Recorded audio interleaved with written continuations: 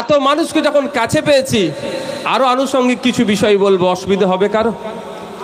আমাকে আটকানোর কারণ এটাই হচ্ছে, বিধানসভা তো টিভি নয়। বিধানসভার মধ্যে গিয়ে ভাঙড়ের বিধায়ক ভাঙড় সহ গোসাবা সুন্দরবনের জন্য, উপকূলবর্তী এলাকার মানুষের জন্য কি কি দাবি করেছে তাহলে আপনারা জানতে পারতেন।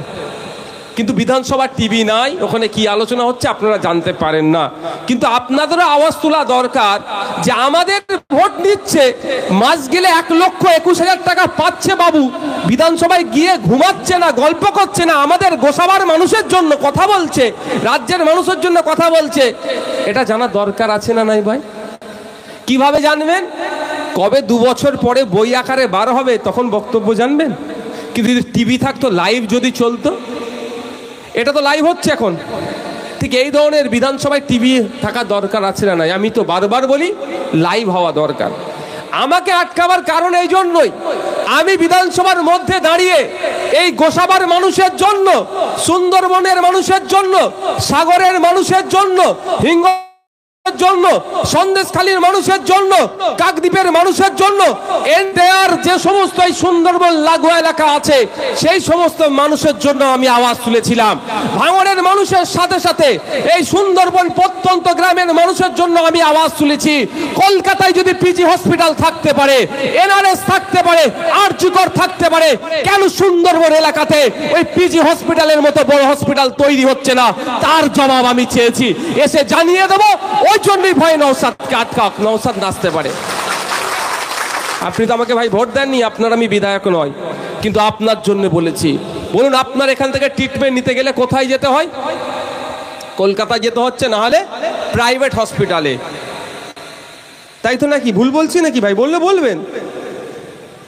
ক্যানিং মহকুমার হসপিটালে যান, কদিন আগে খবর দেখলাম কল আছে, কলে জল নাই। আমি আপনাদের জন্য আওয়াজ তুলেছি। আপনাদের জন্য আমি কি বলেছি? প্রতি বছর প্রাকৃতিক দুর্যোগ আসবে, কখনো আইলা, কখনো বুলবুল, বিভিন্ন নামে ঝড় ঝাপটা হবে, বাঁধ ভেঙে যাবে, লোকালয়ে পানি ঢুকে যাবে, চাষযোগ্য জমিগুলো নষ্ট হয়ে যাবে, মিষ্টি পানির মাছের যে ভেড়িগুলো আছে সেগুলো ধ্বংস হয়ে যাবে। আবার একটু আপনাদের 2-4 জনকে ডেকে একটু ক্ষতিপূরণ দিয়ে ছবি টুপি তুলবে। আপনারা বছরে বছরে ফি বছর আপনারা এইরকম ভাবে এই দুর্যোগের শিকার হচ্ছে। আমি বিধানসভায় প্রস্তাব দিয়েছি যে খেলা মেলা করে কোটি কোটি টাকা অপাত্রে না দান করে প্রতি বছর এই সুন্দরবন এলাকার, অর্থাৎ এই নদী, যেখান থেকে নদী রয়েছে এই বর্ডার এলাকাতে কংক্রিটের বাঁধ নির্মাণ করা হোক। মানে বিজ্ঞানসম্মতভাবে বাঁধ নির্মাণ করা হোক এবং বিজ্ঞানসম্মতভাবে রক্ষণাবেক্ষণ করা হোক। একবার বাঁধ নির্মাণ করলে কম করে 100 বছর আর এই সুন্দরবনের মানুষ প্রাকৃতিক দুর্যোগে যে বাঁধ ভেঙে ক্ষতিগ্রস্ত হচ্ছে ওটা আর হবে না। এই দাবি আমি বিধানসভার মধ্যে তুলেছি আপনাদের জন্য। এটা নওশাদ সিদ্দিকী এসে যদি বলে দেয় তাহলে লজ্জা পাবে। লোকাল বিধায়ক, লোকাল এমএলএ, লোকাল জেলা পরিষদের মেম্বার, লোকাল পঞ্চায়েত সমিতির সভাপতি যে দাবিটা করেনি, যাকে আমরা ভোট দিইনি, যাকে আমরা মুসলমানদের দল বলে দেখা দিচ্ছি, সেই মুসলমানদের ঘরের ছেলেটা গোসাবার মানুষের জন্য ভাবছে। এই ভোটের জন্য কিন্তু চাইনি। ভালো লাগলে ভোট দেবেন, না হলে দেবেন না, সম্পূর্ণ আপনার অধিকার, আমি জোর করতে পারবো না। কিন্তু পশ্চিমবাংলার নাগরিক ক্ষতিগ্রস্ত হচ্ছে, আমি বারবার দেখতে পাচ্ছি। আপনি বলুন না, থুতু দিয়ে আটা সেনে কিছু হবে? যদি এই সমস্যা সমাধান করতে হয়, আমি বলছি না একবারেই যে 3 কিলোমিটার কি 200 কিলোমিটার সমাধান করে দাও, কিন্তু প্রতি বছর যদি 10 কিলোমিটার করে বাঁধ বাঁধতো, আজকে 14 বছর পার হয়ে 15 বছরে চলছে, তাহলে 150 কিলোমিটার বাঁধ কংক্রিটের হয়ে যেত। গোসাবা শুধু নয়, এই এলাকার মানুষজন, শুধু গোসাবা বিধানসভা ব্লক নয়, বিভিন্ন ব্লকের মানুষ প্রাকৃতিক দুর্যোগের হাত থেকে বাঁচতে না বলে রাখতে না। আপনাদের জন্য এই দাবি তোলাটা হয়তো আমার অপরাধ, ওই জন্য আমাকে বোর্ডে আসতে দেবে না, খেয়াতে আসো। আরে ভাই, আমার একটু ব্যাকগ্রাউন্ডটা একটু জানতে হবে। আমি পীর পরিবারের সন্তান, আমি পীর পরিবারের সন্তান বলে আমাকে ভোট, আমি এই কথা জীবনে বলিনি আর বলবো না, কিন্তু বলছি। একদিকে যেমন আমি পীর পরিবারের সন্তান, সাথে সাথে যারা আজকে আমাকে আটকে রেখেছিলেন, আগে বলে যাচ্ছি, যদি খেয়াও না দিতে, আমি আমার সিকিউরিটি জিজ্ঞাসা করছিল, স্যার আপনি সুইমিং আতে হ্যাঁ? আমি যে বিলকুল আমি সাঁতরে পারি হয়ে চলে আসার মতন ক্ষমতা রাখি। রুগা পেটকে দেখলে কি হবে, এই দমটা আমার আছে। সুতরাং ওই খেয়া টেয়া ভোট বন্ধ করে আমাকে আটকে রাখতে পারবে না। আমি একদিকে যেমন ভোট আমার একটা পরিবারের আছে, সাথে সাথে একটু জানিয়ে রেখে যান আমি নিয়মিত ভলিবল প্লেয়ার ছিলাম, ন্যাশনাল লেভেলে ভলিবল খেলে এসেছি, ঠিক আছে। সুতরাং ওই এই সবগুলো মাঝে মাঝে এসে আমাকে একটু ধমকি চমকি দেয়, আমি বলে আমাকে ধমকি চমকে ঠান্ডা করতে যেও না। আমি সিনিয়র ইন্ডিয়ান প্লেয়ারদের এগেনস্টে চ্যাম্পিয়নশিপ খেলে এসেছি, টুর্নামেন্ট খেলেছি, তাদের এগেনস্টে খেলে ম্যান অফ দ্য ম্যাচ আমি নিয়ে এসেছি, তারপর থেকে বাদ আমি পেয়েছি। সুতরাং আমি চেয়েছিলাম আমাকে এইরকম করা যায় না। বন্ধুগণ, আমি আজকে দুটি কয়েক কথা নিয়ে বলবো। আপনারা দেখতে পাচ্ছেন বাংলা ভাষায় কথা বলার জন্য বাঙালি শ্রমিকদেরকে বাংলাদেশি বলে বিভিন্নভাবে এতদিন মারধর হতো, আক্রমণ হতো, খুনও করেছে। এখন প্রশাসন এদেরকে তুলে নিয়ে চলে যাচ্ছে, ইল্লিগালি এদেরকে ধরে রাখছে, ডিস্টার্ব করছে। আপনারা ভুলে গেলে চলবে না, আপনাদের পাশের বিধানসভা ওটা হচ্ছে সাবির মল্লিক, হরিয়ানায় পিটিয়ে খুন করেছিল। তারপরের সপ্তাহেই মহারাষ্ট্রে সোমনাথ দেবনাথকে পিটিয়ে খুন করেছিল, তাকে গলা কেটে খুন করেছিল। অপরাধটা কি? পরিযায়ী শ্রমিক পেটের জ্বালাই ঘরে গিয়েছিল কাজ করতে, কাউকে ধর্মের নামে মেরেছে, তো কাউকে ভাষাগত কারণে খুন হয়েছে। বাঙালি শ্রমিকদের উপরে অত্যাচার নেমে আসছে। বারবার আমি বলছি রাজ্য সরকারকে, যেটা বন্ধ হওয়া দরকার, বন্ধ করা দরকার। বন্ধ আমি আপনি এক করতে পারবো না, বন্ধ করবে রাজ্য সরকার, পলিসি নিতে হবে। এই আপনারা বলুন, এই গোসাবার মানুষজন কি ভিন্ন রাজ্যে কাজে যায়নি? বাঙালি আজকে আমার কাছে অনেক কটা ফোন এসেছে, মন্দির বাজার বিভিন্ন জায়গা থেকে পুলিশ তাদেরকে তুলে নিয়ে গিয়েছে বাংলাদেশি বলে। অপরাধ কি? বাংলা ভাষায় কথা বলেছে। এরা ভুলে যাচ্ছে, চাই উড়িষ্যার মানুষ হোক, আর ত্রিপুরায় হোক, মহারাষ্ট্রে হোক, আর সাউথ ইন্ডিয়ারই হোক, স্বাধীনতা সংগ্রামে বাংলা ভাষায় কথা বললে ওনাদের অবদান হয়তো ওরা ভুলে যাচ্ছে। স্বাধীনতা সংগ্রামীদের যদি লিস্ট করা যায়, সেই লিস্টের সর্ব উপরের দিকে যারা থাকবে তারা বাংলা ভাষায় কথা বলা। আর দুর্ভাগ্য আমাদের, বাংলা ভাষায় কথা বলার জন্য ভিন্ন দেশি বলে বাংলাদেশি বলে আমাদেরকে দেখে দিচ্ছে। আর আমাদের রাজ্য সরকার কোনো তার প্রতিক্রিয়া সেই অর্থে দিচ্ছে না, এটা বন্ধ করছে না। এটা বন্ধ করতে হবে। আপনাদের যদি উদাহরণ দিই তাহলে আপনারা বুঝতে পারবেন। খাতায় কলমে সরকারি খাতায় যেটা আছে সেই তথ্যটা দিচ্ছি। এই মুহূর্তে পশ্চিমবাংলা থেকে 21 লক্ষ মানুষ বিভিন্ন রাজ্যে গিয়ে কাজ করে তাদের রুজি হচ্ছে, তারা ইনকাম করছে। আর ঠিক উল্টো দিকে 2 কোটি বিভিন্ন রাজ্যের মানুষ আমাদের পশ্চিমবাংলায় এসে কাজ কাম করে ইনকাম করছে। তাহলে আমাদের থেকে 21 লক্ষ গিয়েছে, ওই দিক থেকে 2 কোটি এসেছে। এখানে উড়িষ্যাতে রিসেন্ট খুব এই সমস্যাটা হচ্ছে। আর একটা কথা বলি, যে মুসলমান বলে শুধু ভিন্ন রাজ্যের মানুষকে ডিস্টার্ব করছে, এটা যেন ভুল, এটা যেন মাথায় রাখবেন না কেউ। উড়িষ্যায় দেখছিলাম গলায় যে কি কাঠি বলে মালা, তুলসী মালা দিয়ে আছেন এক ভদ্রলোক, সে ফেরি করে নিয়ে যাচ্ছে ওখানকার লোকাল মানুষজন, তাকেও বাংলায় কথা বলার জন্য তাকে তাড়িয়ে দিচ্ছে। শুধু তাই না, যাদেরকে তুলে নিয়ে গিয়ে ডিটেনশন ক্যাম্পে রাখার চেষ্টা করছে, যদিও আমি ছাড়াবার চেষ্টা করছি আমার ক্ষুদ্র ক্ষমতাতে, অনেককে বার করেছি, বাকিগুলোকে আশ্বস্ত করেছি কেউ চিন্তিত হবেন না, বাকিগুলোকে বার করবো আমি। প্রয়োজনে আইনি লড়াই করে হলেও বার করে নিয়ে আসবো, তো একটু টাইম আমাকে দিতে হবে। আমি মানুষটা ছোট, আমার ক্ষমতাও ছোট, আমি ধীরে ধীরে পারবো। কিন্তু তাদেরকেও ডিস্টার্ব করছে। আমি এই ডিস্টার্বটা তো বন্ধ হওয়া দরকার, বন্ধ করা তো দরকার। শুধু একটা চিঠি পাঠিয়ে দিলে ডিস্টার্ব বন্ধ হবে না। চিঠি তো আমরা পাঠাবো, আমরা বিরোধী দলে আছি। যারা শাসক দলে আছে তাদেরকে দায়িত্ব নিয়ে বন্ধ করতে হবে। বন্ধ একদম এক মুহূর্তে বন্ধ হয়ে যাবে। একটা উদাহরণ দিলে বুঝতে পারবেন।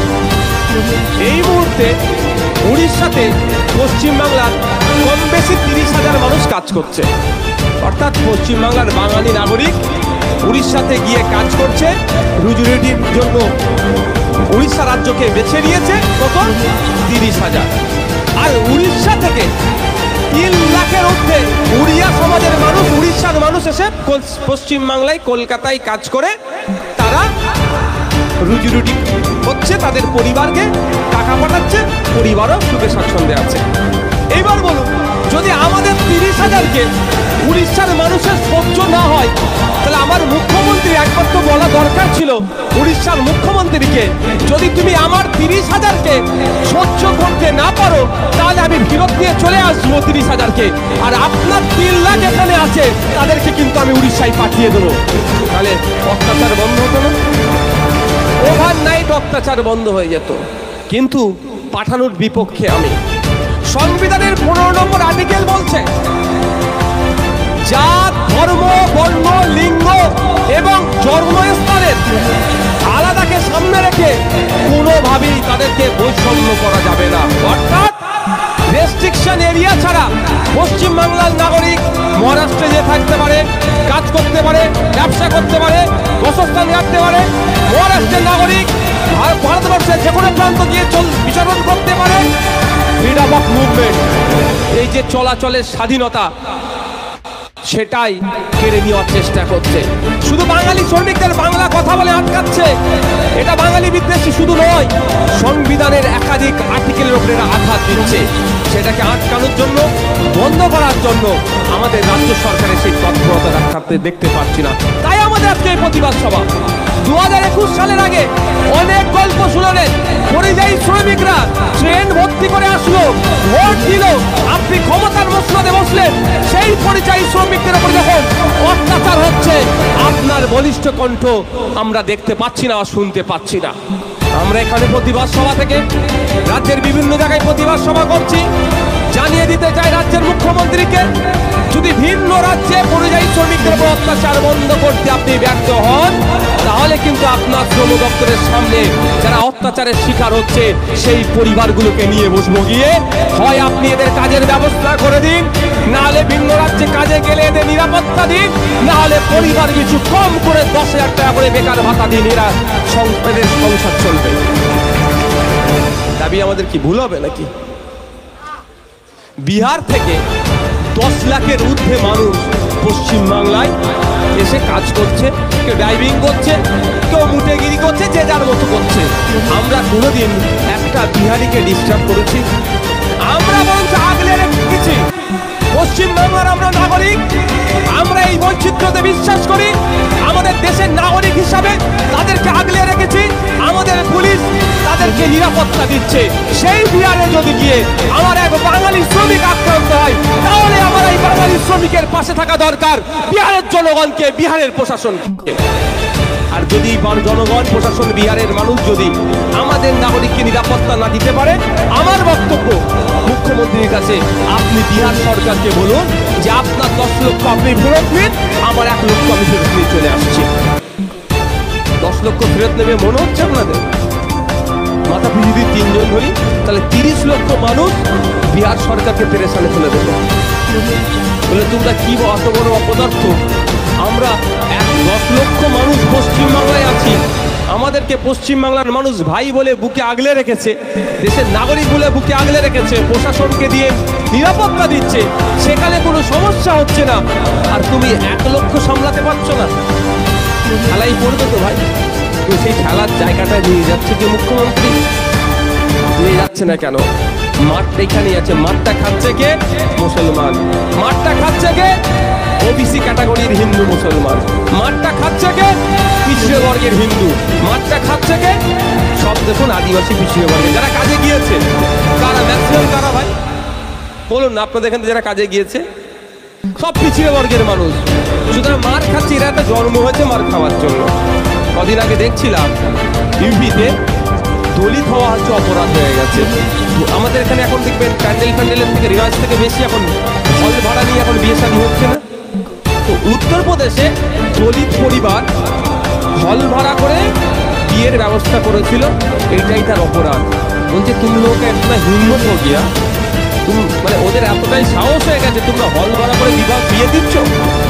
বাইরে হল থেকে না বিয়ে দিয়েছে, কুনেকেও মেরেছে, বরকেও মেরেছে, পরিবারের লোকজনকেও মেরেছে। মানে জন্ম হয়েছে আমাদের মার খাওয়ার জন্য, কিন্তু আমাদের মার খেলে কারো মুখে কথা হয় না। পিছিয়ে বর্গের আমরা শ্রমজীবী মানুষ, দিন আনে দিন খাই, আমাদের আমরা মারধর খেলে, আমাদের উপরে অত্যাচার হলে রে রে করে ওঠে না। আর শহরের মানুষ যদি একটু চলতে গিয়ে পানিতে যদি একটুখানি পাটা ডুবে যায়, তাহলে কি করবে? সঙ্গে সঙ্গে বড় মিটে হেডলাইন, দেখেছো বৃষ্টির পানিতে রাস্তা জ্যাম। আর এখানে হাজার হাজার বছর ধরে বোঝানোর জন্য বলছি, মানুষ যে ক্ষতিগ্রস্ত হচ্ছে, বাঁধ ভেঙে চলে যাচ্ছে, ঝড়ে মানুষের বাড়ির চাল উড়ে যাচ্ছে, আবাস যোজনার বাড়িটা লুট হয়ে গেল, যে টাকা দিতে পারছে না সে বাড়ি পাচ্ছে না, আর যে টাকা দিচ্ছে তার পাকা বাড়ির পরেও সে বাড়ি পাচ্ছে। এ নিয়ে কোনো উচ্চমাত্র নেই শহরে বাবুদের। বন্ধুগণ, সজাগ হতে হবে, সতর্ক হতে হবে। সরকারের উপরে আমাদেরকে প্রেশার তৈরি করতে হবে। সরকারটা কি জিনিস? আগামী 5 বছর আমি নাগরিক, আমি ভালো কিভাবে থাকবো, আমার বাংলা কিভাবে ভালো থাকবে, আমার ছেলে স্কুলে গিয়ে কিভাবে শিক্ষা পাবে, আমি অসুস্থ হলে আমি কিভাবে ট্রিটমেন্ট পাবো বিনামূল্যে, আমি ক্ষুধার্ত আমি কিভাবে খাবার পাবো। এক কথায় যে পশ্চিমবাংলা আমাদের এই পরিবার ভালো থাকবে, তার জন্য আগামী 5 বছরের জন্য দায়িত্ব তুলে দেওয়া হয়। এটার নাম হচ্ছে সরকার। আর আমাদের মতো রাজনৈতিক কারবারি যারা চিটিংবাজি বেশি করে ফেলছি, আমরা এসে আপনাদের বলি, বাবা তোমাকে সোনার চামচে খাওয়াবো, কেউ বলে রূপোর চামচে খাওয়াবো, কেউ বলে ডায়মন্ডের চামচে খাওয়াবো। আপনাদের মনের ওর মধ্যে যার কথাটা পছন্দ হয় তাকে সরকারে বসিয়ে দেন। কিন্তু চামচ তো দূরের কথা, প্লাস্টিকের চামচও দেয় না। এত গল্প অনেক সময়, কেউ বলে সোনার চামচ, কেউ বলে রূপোর চামচ, কেউ বলে ডায়মন্ডের চামচে খাওয়াবো। ওর চামচ তো, ওই চামচ তো দূরের কথা, প্লাস্টিকের চামচও দেয় না। দোষ তো আমাদের বলতে স্বীকার করতে হবে আপনাদের ভোটারদের। আপনি আশা করছেন আম খাবেন আর লাগাচ্ছেন আমরা গাছ, আম পাওয়া যাবে?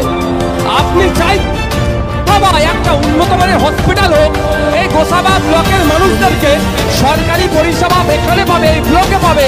এখানকার মানুষকে হাত পার হয়ে ওপারে গিয়ে কখনো কলকাতায় গিয়ে না ট্রিটমেন্ট নিতে হয়, এটা আশা করছেন। আর দায়িত্ব কাদের হাতে তুলে দিচ্ছেন? যাদের হাতে, যাদের সাথে এই এলাকার প্রাইভেট হসপিটালগুলোর সাথে খুব ভালো সম্পর্ক আছে। আমি দায়িত্ব নিয়ে বলতে পারি, এখানে হসপিটাল কোথাও আছে তো বলুন, আমি তারপরে গল্প শোনাচ্ছি। এক্সরে হয়, কদিন পরে পরে হয়, বলুন একটু কেন হয় রে? এবার আমি একটু গল্প শোনাই। কাউকে খারাপ লাগছিল না এই বক্তব্য? চোর টাকাটা আমি বলবো নি, আপনারাই বলে দেবেন কে চোরকে টাকা। কাউকে খারাপ লাগছিল তো? হ্যাঁ, আমি একটু শোনেন একটু তাহলে। কিন্তু প্রসঙ্গ ছিল এইখানে, আমি কিন্তু অন্য লাইনে চলে যাচ্ছি, অসুবিধা হচ্ছে না তো? বলে বলবেন, টপিক চেঞ্জ করে দেবো, প্রচুর টপিক আছে আমার কাছে। তো গোসাবা হসপিটালে আপনি চিকিৎসা নিতে গেলে সরকারি হসপিটালে পাচ্ছেন, পাওয়া যায় না। আমি এখানে বলে যাচ্ছি আপনাদের, আমি জানি না, বিশ্বাস করুন। যে হসপিটালটার কথা বললেন, যদি এক্সরে মেশিন থাকে দেখবেন টেকনিশিয়ান নয়, যদি টেকনিশিয়ান থাকে বলবে প্রিন্ট করার মেশিন, এই কাগজ নয়। বুঝতে পেরেছেন? প্লেটে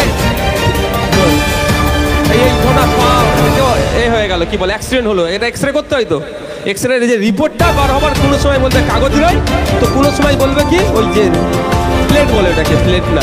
এই হচ্ছে দুরবস্থা। এবার আপনাকে বলছি, আপনার দরকার ইমিডিয়েট। ক্যানিং হসপিটালে যেতে পারছেন না, ওখানে গেলে কিছু পাবেন, ওখানে আবার সবের জ্ঞাতাগুলি, প্রচুর মানুষের গুটোগুটি। তো কি হবে? কি এমার্জেন্সি দরকার, কোথায় যেতে হবে? প্রাইভেট হসপিটালগুলো। আর এই গোসাবাতেই প্রাইভেট হসপিটাল আছে না নাই ভাই বলুন? হ্যাঁ বলুন না একটু, বলতে ভয় লাগছে নাকি? খোঁজ নিন তার মালিকগুলোর সাথে তৃণমূলের ব্লক লেভেলের নেতাদের কত ভালো সম্পর্ক। কি বলছি বুঝতে পেরেছেন? তার মালিকগুলোর সাথে তৃণমূলের নেতাদের কত ভালো সম্পর্ক। সম্পর্ক রাখারও কারণ আছে। যদি সরকারি হসপিটালে এক্সরে করতে যাওয়া হয় বিনা পয়সায় হবে, আমি কি টাকা দিয়ে আর বেসরকারিতে যাব? আমি আমার কথা বলছি, আমি যদি সুযোগ পাই সরকারি, কেন ছাড়বো? টোলে ফিরি, আমি বিনা টোল দিয়ে যাই, টোল বিনা টোলেতে যাই, কারণ আমি বিধায়ক, এমএলএ, টোলটা ফ্রি, 10 টাকা না। আমি আমার কথা বলি, অন্যজন কার গায়ে লাগতে পারে। আমি একটা কারণে টোল দিয়ে যাই, দাঁড়াতে হয় না বলে সাই সাই বেরিয়ে যায়। তারপরও উদাহরণের জন্য বলছি, 10 টাকা সেকেন্ড ব্রিজে আসলে টোলে আমাদের 4 হুইলারে 10 টাকা, কিন্তু আমার জন্য ফ্রি কেন? আমাদের জন্য কেন ফ্রি? আমরা ভিআইপি পার্সন বলে, তো আমাদের মতো কেউ ছাড়ে না। তো আপনাদের বলুন, একটা এক্সরে করতে গেলে কত খরচ আছে মার্কেটে? 300 টাকা।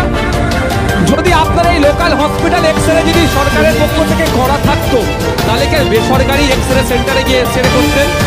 গোসাবার সব থেকে বড় লোকটাও যে লাইন দিত, আর সব থেকে গরিব মানুষটাও কেউ লাইন দিত, তাহলে বেসরকারি হসপিটালগুলো মাছি মারতো না?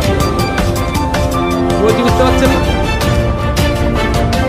যাতে না ওদের মাছি মারতে হয়, সরকারি এক্সরে মেশিনটাকে খারাপ করে রেখেছে তৃণমূলের কিছু নেতারাই। আমি এটা বলে যাচ্ছি এখানে, আমি চ্যালেঞ্জ দিয়ে বলে যাচ্ছি। কেন? কিছু নেতা, সবাই না। কারণ ওদেরকে একটা মাসও হরাওয়া দেওয়া হয় যে মাসে বন্ধু তুমি এটা আমার রাখো, তুমি সরকারের হসপিটালটা না পরিষেবা ঠিকঠাক হয়, ওখানে পরিষেবা ঠিক হলে আমাকে মাছি মারতে হবে, বরঞ্চ ওইখানটা কুকুর গরু ছাগল থাকার খোয়ার বানিয়ে দাও, ওখানে মানুষ যাবে না, এমার্জেন্সিতে আমার কাছে আসবে, তার জন্য মাসে মাসে তোমাকে আমি একটা টাকা পার্সেন্টেজ দেব।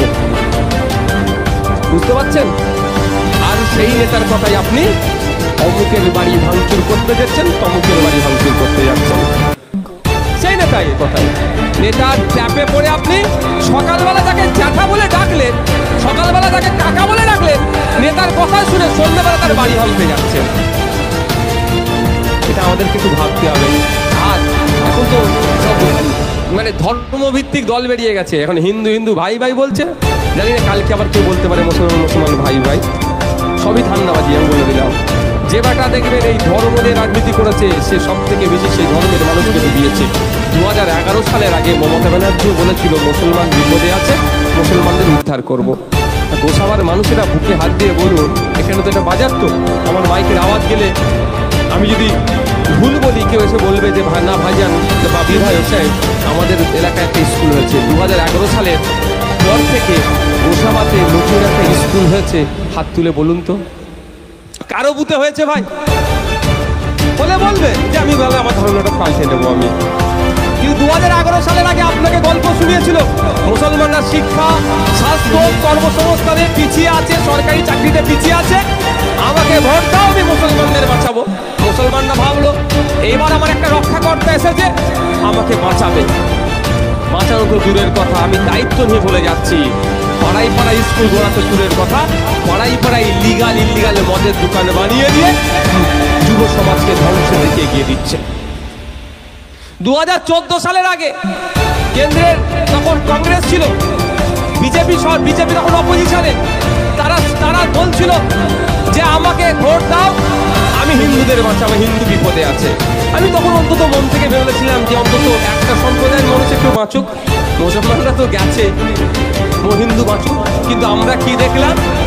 বুকে হাত দিয়ে বলুন গোসাবার ভাই, আমার হিন্দু সমাজের ভাইরা, যে বিজেপি ক্ষমতায় আসার পরে গোসাবার জন্য, পশ্চিমবাংলার জন্য কেন্দ্রের বিজেপি সরকার কেন এমসের মতো হসপিটাল এই সুন্দরবনে কেন লাগাই এটা করেনি? বা এখানকার কোন গরিব হিন্দু ভাই কেন্দ্রের বিজেপি ক্ষমতায় আসার পরে তিনি ব্যক্তিগত লাভবান হয়েছে বা তার সমাজের মানুষ লাভবান হয়েছে? বুকে হাত দিয়ে বলুন, আমি কিছু বলতে পারবেন না। কিন্তু লাভবান হয়েছে তারাই, কারা বলুন তো? অমিত শাহ ছেলে জয় সাহা, তার ব্যবসার 14,000 গুণ বৃদ্ধি পেয়েছে। আর আমার পাড়ায় হিন্দু ধর্মের মানুষ এই গোসাবার এই মার্কেটের কথা বলছি, 2014 সাল 2011 সালের আগে দিনে যতটুকু বেচা কিনা করতো, যে লাভটা থাকতো, এখন ক্রমশ তলনিতে চলে যাচ্ছে। ভুল বলছি নাকি? ভুল বললে বলবেন, শুধরে নেবো। 2011 সালের আগে মমতা ব্যানার্জি এসেছিল মুসলমানকে বাঁচাতে। মুসলমান বেঁচেছে কি মুসলমান পেছন দিকে চলে যাচ্ছে? আপনি এখানকার একটা মুসলিম দোকানদারকে জিজ্ঞাসা করলে বলতে পারবে, কারণ তার ব্যবসা তলনিতে চলে যাচ্ছে। কিন্তু মুসলমানকে বাঁচানোর নামে দিদির ভাইপো কিন্তু আজকে বেঁচে আছে। ও হিন্দুকে বাঁচাবার নামে অমিত শাহজির ছেলে জয় শাহজির ব্যবসা 14,000 গুণ বেড়েছে। আর এ মুসলমানকে বাঁচাবার নামে মমতা ব্যানার্জির ভাইপো অভিষেক ব্যানার্জির সম্পত্তির রকেট গতিতে বেড়েছে। আর বোকা হয়েছে এই গোসাবার হিন্দু, গোসাবার মুসলমান। অভিষেক ব্যানার্জিকে শুনেছেন তো? চোখে ডাক্তার দেখাতে কোথায় যায়? আমেরিকাতে। 1 কোটি টাকা নাকি শুনেছি ফিস। ঔষধ নয়, শুধু ডাক্তার দেখাতে যায় 1 কোটি টাকা। ভালো কথা, আমি রাজনৈতিক চরম বিরোধী হওয়ার পরেও আমি চাইব যে ওনার চোখের দ্রুত সুস্থ আরোগ্য কামনা করি। যাতে চোখ ভালো হয়ে যায় সেটা চাইবো। কিন্তু প্রশ্ন আমার এখানে, 2011 সালের আগে এখানকার গোসাবার মানুষের যে দুরবস্থা ছিল, 2025-এ সে দুরবস্থার কতটা পরিবর্তন হয়েছে আপনারা বলবেন। কিন্তু কালীঘাটের ব্যানার্জি পরিবারের 2011-র আগে যে সম্পত্তি ছিল আর 2025-এ তার আকাশ পাতাল তফাৎ হয়ে গেল। মাথাতে আসলো আপনাকে, নিজে বেঁচে গেল। আর ওদিকে দিল্লিতে ঘোষণাতে বসে বাঁচাতে আসলো আপনাকে, আর বাঁচলো নিজের ভাইপোকে। আর আপনি বলুন না, এখানে মমতা ব্যানার্জির ভাইপো চোখের দেখাতে 1 কোটি টাকা ফিস দিয়ে আমেরিকায় যাচ্ছে। আপনাদের এখানে অনেকে আছে 3 থেকে 4 বা ম্যাক্সিমাম 5,000 টাকার জন্য চোখের ছানি অপারেশন করতে পারছেন না। অনেক আছে ভাই। যদিও এখন একটা প্রকল্প বেরিয়েছে, আপনাদের জানিয়ে দিই ভাই, আমি মানে গঠনমূলক বিরোধিতা করার পক্ষে। নামটা কি ভুলে যাচ্ছি, চোখের আলো। পশ্চিমবাংলা সরকারের এখন একটা নতুন প্রকল্প আছে, যারা অর্থের অভাবে চোখের অপারেশন করতে পারছেন না। এটা নিয়ে আবার অনেকে বলতে পারে তৃণমূল হয়ে গেল নাকি ভাই যাবে, কিন্তু আমি গরিব মানুষের জন্য ওকে বলতে হবে ভাই, আমি না বলে চলে যাওয়ার পক্ষে নয়। ভুলটাকে ভুল, ঠিকটাকে ঠিক বলে যাবো আমি। চোখের আলো একটা প্রকল্প আছে, যার মধ্যে রাজ্য সরকার, আমাদের রাজ্য সরকার আপনার আমারই ট্যাক্সের টাকা দিয়ে আপনার আমার চোখের ছানি, ভাই বক্তব্য সময় কথা বললে মাইন্ডটা ডিভাইড করে দেয়। তুমি চুপ করে নাও, তো চোখের অপারেশন হয়। তবে একটা সতর্কবার্তা আমি দিয়ে যাচ্ছি, মেটিয়াপুরুজে জানেন তো, মেটিয়াপুরুজে এই চোখের আলো প্রকল্পে অপারেশন করে খবরের কাগজে এসেছিল, পেপারে এসেছিল, আমি বিধানসভাতেও বলেছি যে একাধিক ব্যক্তির চোখে দেখতে পাচ্ছে না, এই অভিযোগে কিন্তু আছে। হট করে গিয়ে আপনারা বললেন, আমি বললাম, করে ফেললাম। যদি কারো চোখের দৃষ্টিশক্তি হারিয়ে যায়, যেন বলবেন না যে নওশাদ ভাই ওখানে বলেছিল, ওর নামে মামলা ঠেকার ঠোক। এটা সরকারি প্রকল্প। কেন দৃষ্টিশক্তি হারিয়েছিল? যে ড্রপগুলো দেওয়া হয় সেগুলো একটু দামি দিলে হারাই না। এরা এতটা বড় অসভ্য, এরা ওইটাও ডুপ্লিকেট মাল দেয়। ঠিক যেমন ডুপ্লিকেট স্যালাইন চলছে, ডুপ্লিকেট ঔষধ চলছে, ঠিক এই ড্রপটাও ডুপ্লিকেট দিয়েছিল বলে ক্ষতিগ্রস্ত হয়েছিল। আমি ফিরে আসি আবার, যে আমার বলার বক্তব্য এটাই যে আপনি পাড়াতে হিন্দু মুসলমান করছেন, হিন্দু ভাই করছেন, মুসলমান ভাই করছেন, কিন্তু প্রকৃত অর্থে যারা হিন্দু বা মুসলমান ভাই করছে তাদের অবস্থা দেখুন, আর যারা ওদের কথা শুনে হই হই করছে তাদের অবস্থা দেখুন, দুটো দেখতে পাবেন। কদিন আগে আমি গিয়েছিলাম আপনার বসিরহাটে গিয়ে আমি একটা কথা বললাম। বসিরহাটে একটা দাঙ্গা হয়েছিল, আপনারা জানেন তো, সাম্প্রদায়িক দাঙ্গা। আমি বললাম যে সতর্ক থাকবে তোমরা, আবার করতে পারে ভোটের জন্য। লাভটা কার হবে? রাজনৈতিক কারবারিদের। সন্ধ্যাবেলা এরা কি করে জানেন? সন্ধ্যায় টিভির সামনে বসে হাত পা খুব ছোড়াছুড়ি করে। আপনারা কি দেখেন? হাত পা ছোড়াছুড়ি করে। আর আমিও তো মাঝে মধ্যে গিয়ে বসি, আর আমি কি দেখি একটু আপনাদের শোনাবো, শুনবেন? যারা শুনতে চান একটু হাত তুলুন। আমার মনে হয় আমি বক্তব্য ঠিকঠাক দিতে পারছি না, এনার্জি নেই কেন আপনাদের? না তাই লাগবে, আমি ঠিকঠাক বলতে পারছি তো। দেখুন, আমি দেখুন চোর ডাকাতকে আপনারা ধরে নেবেন, আমি একটু গোড়াতে বলতে চাই যে আমরা অশান্তি করবো আর কারা লাভবান হবে। সন্ধ্যার সময় যে টিভিতে বসে না, এই বসার আগে ওদেরকে আবার আসে অনেকের কাছে, কি বলে ওটাকে, মেয়েরা বেশি করে ওটাকে, ছেলেরা আজকাল শুরু করে দিয়েছে, শুধু মেয়েদের আমি অপমান করছি না, মেকআপ করে ওরা বসে টিভির সামনে আর হাত পা ছোড়াছুড়ি করে। ঠিক যখন ডিবেট শেষ হয়ে যায় আবার একটু বসে চা বিস্কিট খায়, তখন বলে কেমন দিলাম বলতো তোদেরকে? ও বলে ভালোই দিয়েছিস, তোর কিন্তু এটা বলা উচিত হয় না, তোর সাথে আমার এত ভালো সম্পর্ক। অর্থাৎ সব নেতাই মিল আছে। আর বাসন্তীতে গোসাবাতে, এবার সাগরে, ভাঙরে, ক্যানিংয়ে নেতাদের আর বুথ স্তরের মানুষের মধ্যে মারপিট লাগিয়ে দেওয়ার একটা চেষ্টা করে।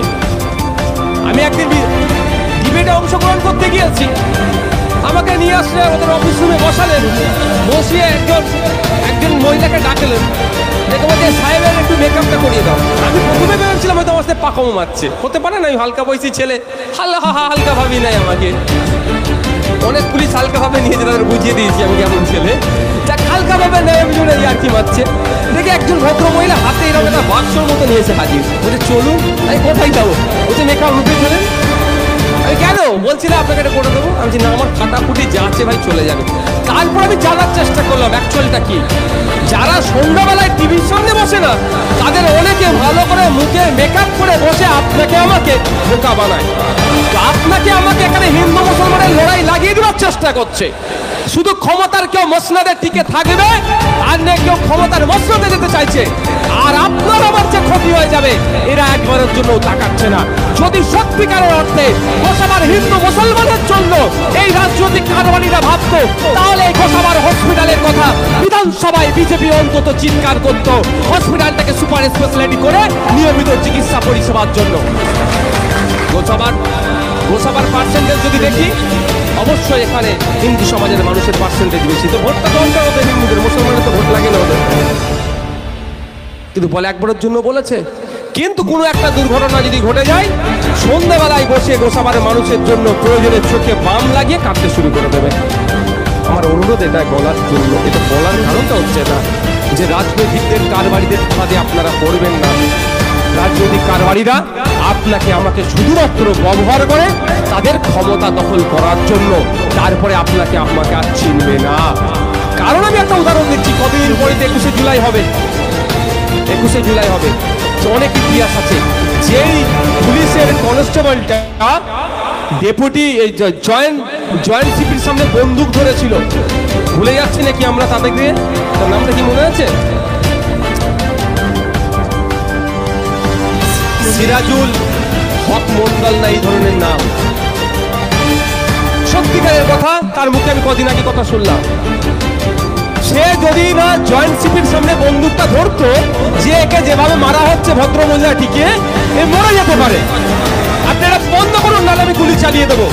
তার মুখের কথা শুনে আমি বলছি, যে ব্যক্তিটির জন্য মমতা ব্যানার্জি আজকে বেঁচে আছেন বা মুখ্যমন্ত্রী চেয়ারেও বসেছেন, সেই ব্যক্তিটাকে যখন এই ঘটনা ঘটে যাবার পরে, তখন তো তাকে সাসপেন্ড করলো, তাকে কাছ থেকে বহিষ্কার করেছে। এত বছর হয়ে গেল, যার প্রাণ মমতা ব্যানার্জির প্রাণ যার হাতে বাঁচল, যার মাধ্যমে বাঁচল, তাকে তো অন্তত চাকরিটাতে রিজয়েন দেওয়ার করার ব্যবস্থা করার দরকার ছিল। তো তাকে ব্যবস্থা করেনি। আর আপনাকে আমাকে নিয়ে ভাববে? আপনাকে আমাকে ওরা কিছুই ভাবে না। তাই অনুরোধ, ভোট যাকে ভালো লাগবে দেবেন। বিজেপিকে পছন্দ হয়েছে বিজেপিকে দিন, তৃণমূলকে পছন্দ হয়েছে তৃণমূলকে দিন, আইএসএফ যদি প্রার্থী দেয় পছন্দ হলে দেবেন। কংগ্রেস সিপিএম অনেক রাজনৈতিক দল আছে, যাকে ইচ্ছা ভোট পছন্দ হলে আপনারা দিন।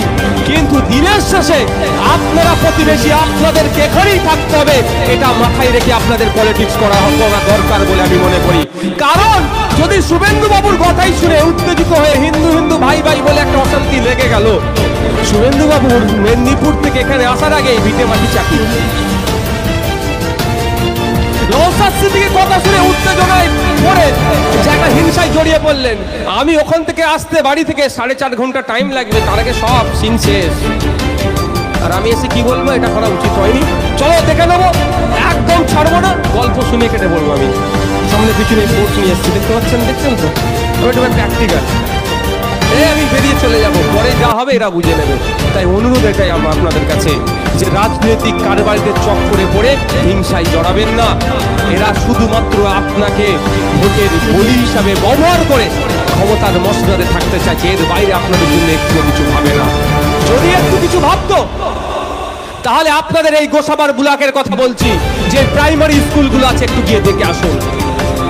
আমি যদি ভুল বলি, এরপরে যদি কোনো সময় গোসাবাতে আসি, বলবেন ভাইজান আপনি মিথ্যা অসত্য কথা বলেন, আপনি কোনো কথা বলবেন না, ওই 8-5টা নেতার মতো আপনি ডায়লগবাজি করেন, চলে যান।